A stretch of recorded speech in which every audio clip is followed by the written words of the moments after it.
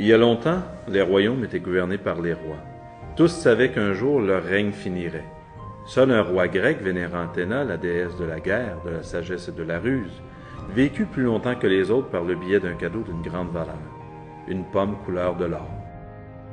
La pomme d'or prodigua une vie extrêmement longue au roi qui, selon le pacte que la déesse lui avait proposé, n'avait jamais délaissé le fruit de sa personne, jusqu'au jour où celui-ci, fatigué par sa vieillesse excessive, laissa tomber la pomme dorée et mourut sur le coup.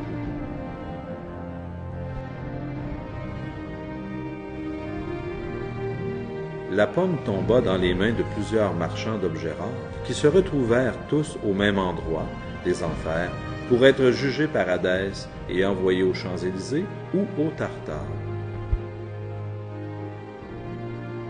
Un jour, un valeureux guerrier, après avoir trouvé d'une manière mystérieuse la pomme magique, revint seul de la bataille avec le fruit à la main, pour le ramener dans son royaume. Peu de temps après, un voleur entra dans la demeure du guerrier revenu du champ de bataille. Celui-ci, s'étant endormi, rendit la tâche plus aisée au voleur, qui lui subtilisa la fameuse pomme de la main. Le voleur sortit comme si de rien n'était.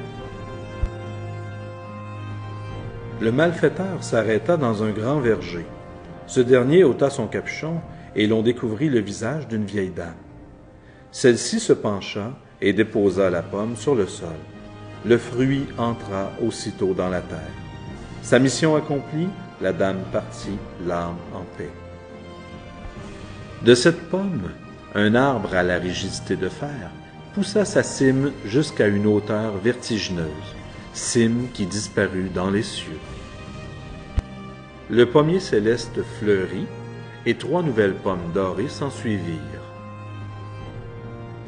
Athéna, une fois le majestueux arbre ayant fini de fleurir, vint chercher une des 3 pommes, et le pouvoir fut redistribué à nouveau chez les hommes.